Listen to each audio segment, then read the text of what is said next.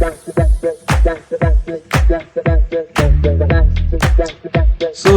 Guys, welcome to channel pharma digital. Friends, आज हम pharmaceutical chemistry में limit test for heavy metals discuss करने जा रहे हैं। So now let's get started. Friends, हमारी जो ड्रग इंडस्ट्री है, इसके अंदर हम किसी भी ड्रग को तब तक पब्लिक के यूज के लिए नहीं भेजते हैं जब तक हम उसकी अशुद्धियों को पूरी तरह से फ्री ना कर लें, या उसकी जो लिमिट प्रेस्क्राइब्ड है इंडियन फार्माकोपिया में उतने तक उसको ना ले आए। तो हैवी मेटल्स जो है वो हमारे स्वास्थ्य के लिए बहुत ज्यादा हानिकारक होते हैं अगर उनकी तय लिमिट जो की गई है उससे ज्यादा वो हमारे किसी ड्रग के अंदर प्रेजेंट हो।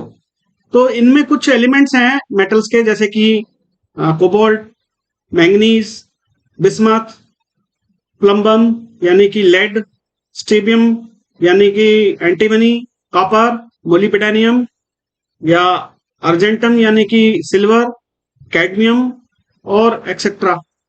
तो ये जितने मेटल्स हैं ये हमारे स्वास्थ्य के लिए बहुत ज्यादा हानिकारक होते हैं। इनकी प्रेजेंस हम अपने इस मेथड में हैवी मेटल लिमिट टेस्ट में देखते हैं। तो टोटल आज हम जो है 4 मेथड्स को देखने जा रहे हैं। वैसे कुछ बुक्स में 3 दिए हुए हैं और हमारा जो इंडियन फार्माकोपिया है उसके अंदर भी 3 मेथड्स को ही उन्होंने एडॉप्ट किया है, लेकिन हम 4 मेथड्स को देखेंगे। तो पहले हम इसका प्रिंसिपल देखते हैं। तो मेथड ए जो यूज होता है वो कलरलेस सब्सटेंसेस के लिए होता है, under specific condition as prescribed in Indian pharmacopoeia.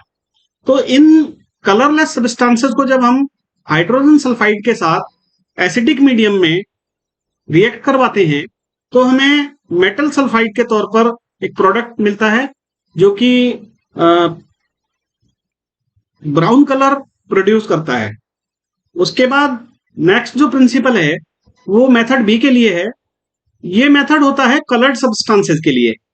इसमें वही कंडीशन होती है जैसा कि हमने ऊपर बताया, as prescribed in Indian pharmacopoeia. और इनका टेस्ट कंडक्ट करने से पहले हम इनको कन्वर्ट करते हैं कलरलेस सब्सटेंस में विद द स्पेशल ट्रीटमेंट। और वो ट्रीटमेंट हमने जो नीचे हमारी टैली है टेबल फॉर्म में, उसको टेस्ट सॉल्यूशन बी के तौर पर दिखाया हुआ है। फ्रेंड्स, फॉर्मूला 1 जो है वो मेथड ए और बी दोनों के लिए एप्लीकेबल है। तो आइए हम देखते हैं। पहले हमने इसमें टेस्ट सॉल्यूशन ए का फॉर्मूला दिया है, उसके बाद टेस्ट सॉल्यूशन बी का, और इन दोनों को कंपेयर करने के लिए हमने स्टैंडर्ड सॉल्यूशन का फॉर्मूला दिया हुआ है। तो फ्रेंड्स, टेस्ट सॉल्यूशन ए और बी हम नेक्स्ट स्लाइड पर देखेंगे। पहले हम टेस्ट सॉल्यूशन बी में जो कलर्ड सब्सटेंसेज हैं उनको कलरलेस करने का एक बार फॉर्मूला देख लेते हैं। तो उसके लिए हम वे करेंगे सिलिका के अंदर। सिलिका जो क्रूसिबल होती है, क्रूसिबल एक विशेष प्रकार की कहे तो कटोरी, या जैसा कि आप कटोरा कह सकते हैं, एक सॉसर कह सकते हैं, उसके अंदर हम हमारा जो सब्सटेंस है वो इंडिविजुअल मोनोग्राफ के हिसाब से इसमें ट्रांसफर कर देते हैं। फिर उसको थोड़ा सा सल्फ्यूरिक एसिड के साथ हम गीला कर लेते हैं और नीचे जो हमारी लैंप होती है उसको इग्नाइट कर देते हैं, जला देते हैं। बहुत लो टेम्परेचर पर उसको हम जलने देते हैं और उसको बिल्कुल भस्म जैसा हो जाए ऐसा उसको होने देते हैं। उसके बाद हम उसमें ऐड करते हैं 2 मिलीलीटर ऑफ नाइट्रिक एसिड और 5 ड्रॉप ऑफ सल्फ्यूरिक एसिड। फिर उसको हम हीट करते हैं हमारे लैंप से, और जो उसके अंदर एक सफेद रंग का फ्यूम बनता है उसको हम इवॉल्व होने देते हैं जब तक वो खत्म नहीं हो जाता तब तक। उसके बाद हम उसको जलाते हैं और उसका जो टेम्परेचर है उसको हम करते हैं 500 टू 600 डिग्री सेल्सियस तक, जब तक कि उसका कार्बन पूरी तरह से जल ना जाए, क्योंकि कार्बन ऑक्सीजन के साथ रिएक्शन करके CO2 बनाकर गैस बन के उड़ जाता है। उसके बाद हम उसको ठंडा होने देते हैं और उसके अंदर 4 मिलीलीटर की HCl या एसिटिक एसिड की मात्रा में कंपाउंड डालते हैं और उसके बाद हम डिगस्ट करते हैं वाटर बाथ में 15 मिनट के लिए। वाटर बाथ आप समझिए जैसे एक बड़ा टब पानी का, उसके अंदर हम किसी चीज को ठंडा करते हैं, तो जिस चीज को ठंडा करना होता है उसका पूरा का पूरा जो हमारा एक पात्र होता है या कहें बर्तन होता है, उसको एज इट इज रख देते हैं। आपने कभी गौर किया हो बचपन में, तो आपने घर में जब हम बच्चे थे तो हमारी मम्मी हमें दूध पिलाने के लिए दूध को ठंडा करती थी, तो उसको गर्म दूध को एज इट इज जैसे कटोरा भगोना जो कुछ होता है उसको पानी में रख देते थे, तो वो दूध ठंडा हो जाता था। वो सेम प्रोसेस हमें यहाँ पर करना है। उसके बाद धीरे से हमें उसकी गर्मी को निकलने देना है, और फिर उस रेजिड्यू यानी जो अवशेष होता है, रेजिड्यू का मतलब है जो अवशेष बचा है, उसके अंदर एक ड्रॉप HCl की डालनी है, और दोबारा उस कंपाउंड के अंदर हमें 10 मिलीलीटर ऑफ 10 हॉट वाटर हमें उसके अंदर मिलाना है, और दोबारा से हमें उसे उस वाटर बाथ में 2 मिनट के लिए ठंडा करना है। फ्रेंड्स, ये यहां तक का जो प्रोसेस है, ये हमारे कलर्ड सबस्टांस को क्लियर कलरलेस सब्सटेंस में कन्वर्ट करने का प्रोसेस था। अब हम इसके बाद का प्रोसेस जो है हमारी नेक्स्ट स्लाइड पर देखेंगे। तो फ्रेंड्स, ये हमने एक डायग्रामेटिक हमारा प्रोसेस दिखाया है। तो इसमें हम देखते हैं, सबसे पहले हमें स्टैंडर्ड सोल्यूशन तैयार करना है। तो स्टैंडर्ड सोल्यूशन तैयार करने के लिए हमें एक नेस्लर सिलेंडर चाहिए जिसकी कैपेसिटी मिनिमम 50 ml हो। उसमें हम 1 ml of lead standard solution इसमें हम डालेंगे। तो लेड स्टैंडर्ड सोल्यूशन का एक बार हम फार्मूला आगे की तरफ देख लेते हैं। देखिए, नीचे की तरफ ने जो स्टैंडर्ड सोल्यूशन का हमने फार्मूला लिखा है उसमें नीचे आप देखिए राइट मार्क किया हुआ है। तो स्टैंडर्ड सोल्यूशन ये प्रिपेयर किया जाता है 1 ml स्टॉक सोल्यूशन से। जो 1 ml स्टॉक सोल्यूशन होता है वो लेड नाइट्रेट स्टॉक सोल्यूशन का बना होता है, जिसमें 10 millilitre lead nitrate stock solution को डाइल्यूट किया जाता है 100 ml डिस्टिल वाटर के साथ। और फ्रेंड्स, जो लेड नाइट्रेट स्टॉक सोल्यूशन है उसको हम तैयार करते हैं 159.8 milligram of lead nitrate in 100 ml distil water. मतलब हमारा 159.8 मिलीग्राम लेड नाइट्रेट को 100 मिलीलीटर डिस्टिल वाटर में डाइल्यूट करते हैं। फिर उसमें हम मिलाते हैं 1 ml ऑफ कंसंट्रेटेड HNO3 यानी कि नाइट्रिक एसिड, और उसको हम डाइल्यूट करते हैं 1000 ml तक with the help of distil water. So friends, हमने 1 ml of lead standard solution बनाना सीखा। ये लेड सोल्यूशन जो है स्टैंडर्ड सोल्यूशन, ये 20 ppm PB यानी कि इसके अंदर जो लेड की मात्रा है वो 20 पार्ट पर मिलियन से ज्यादा नहीं होनी चाहिए। अब इस 1 ml लेड स्टैंडर्ड सोल्यूशन को हम ट्रांसफर कर देते हैं हमारे स्टैंडर्ड सोल्यूशन वाले नेस्लर सिलेंडर में। उसके बाद हम उसे डाइल्यूट करेंगे अप टू 25 ml तक। उसके अंदर उतना डिस्टिल वाटर डाल देंगे जो 25 ml मार्क तक वो एडजस्ट हो जाए। उसके बाद फ्रेंड्स हम जाएंगे नेक्स्ट स्टेप पर, और उसमें कुछ बूंदे 4-5 बूंदे के करीब हम या तो अमोनियम सॉल्यूशन की डालेंगे या फिर एसिटिक एसिड की डालकर उसको डाइल्यूट करेंगे ताकि उसका पीएच 3 से 4 के बीच में मेंटेन रहे। तो देयर आफ्टर हम उसको डाइल्यूट करेंगे डिस्टिल वाटर के साथ 35 ml तक, और उसको मिक्स कर लेंगे।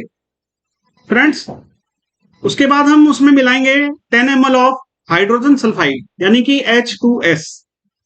ये हमारा वो कंपाउंड है जो हमें हमारा रिजल्ट देगा, यानी कि MS यानी कि मेटल सल्फाइड को बनाने में ये हमारी सहायता करेगा। उसके बाद हम इसे 50 ml तक डाइल्यूट करेंगे और 5 मिनट्स के लिए हम इसे एक साइड में रख देंगे। अब हम दूसरी तरफ हमारे दूसरे नेस्लर सिलेंडर के अंदर टेस्ट सोल्यूशन को तैयार करते हैं। ये टेस्ट सोल्यूशन हमारे मेथड ए और बी दोनों के लिए है। फ्रेंड्स, हम इस मेथड को क्लियर कलरलेस सब्सटेंसेस के लिए यूज करते हैं, और जो कलर्ड सब्सटेंस है उसको हमने क्लियर कलरलेस बनाने का फॉर्मूला पीछे अभी देखा है।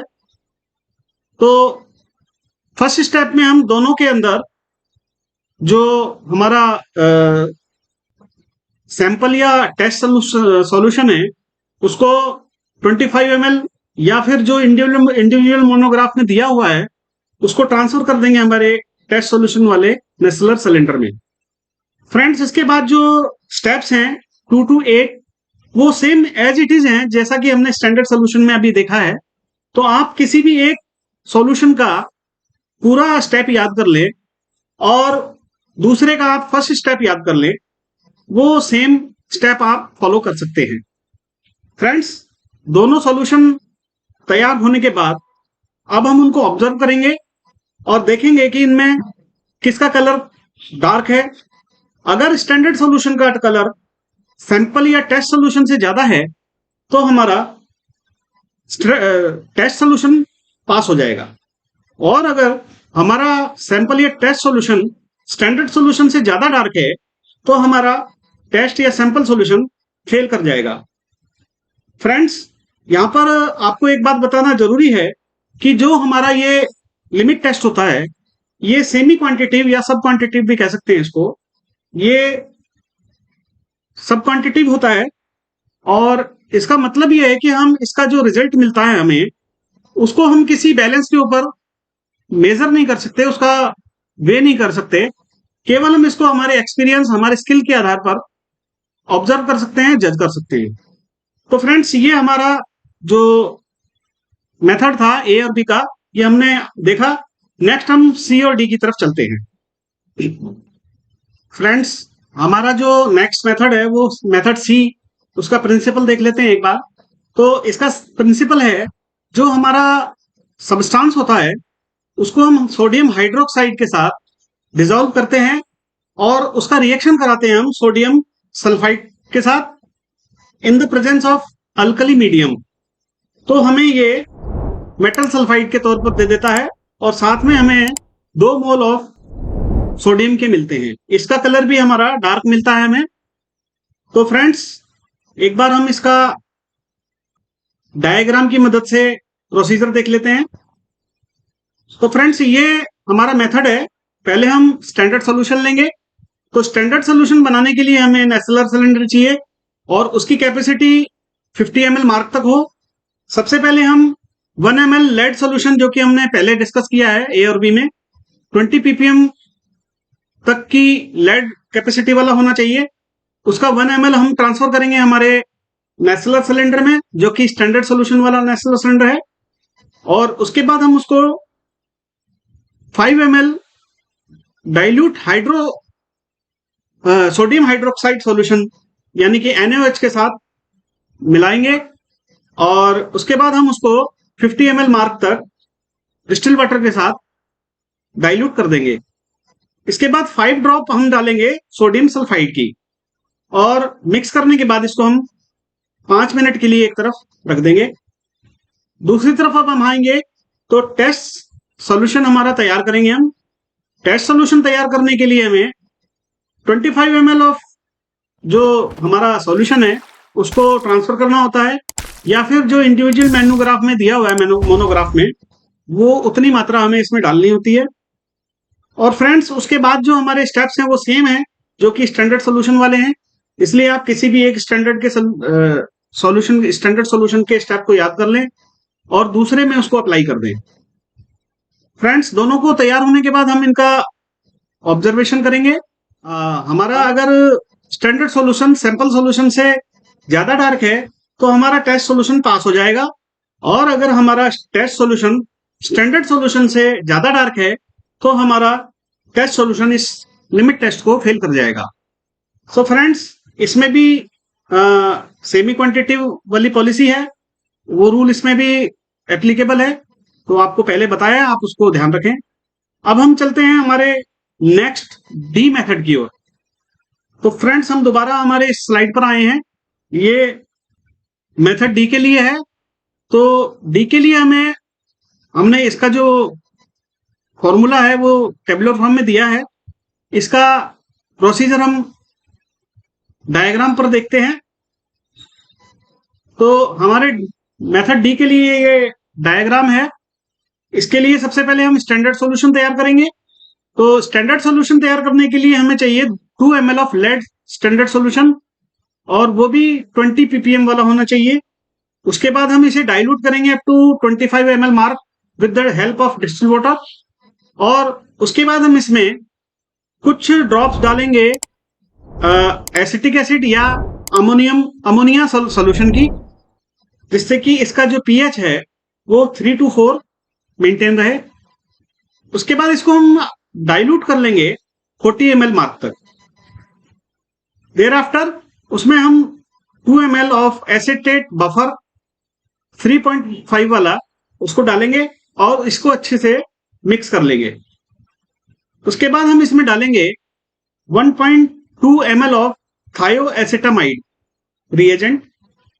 इसको डालने के बाद हम इसको डाइल्यूट कर लेंगे up to the mark of 50 ml, और इसको अच्छे से मिक्स करके 2 मिनट के लिए हम एक तरफ रख देंगे।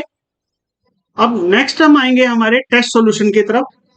टेस्ट सॉल्यूशन को बनाने का प्रोसीजर है, जो हमें सैंपल दिया गया है उसको हम हमारे नेचुरल सिलेंडर जो कि टेस्ट सॉल्यूशन वाला है उसमें ट्रांसफर करेंगे। और फ्रेंड्स उसके बाद जो स्टेप्स हैं वो सेम एज इट इज हैं जैसा कि हम स्टैंडर्ड सॉल्यूशन में देख चुके हैं।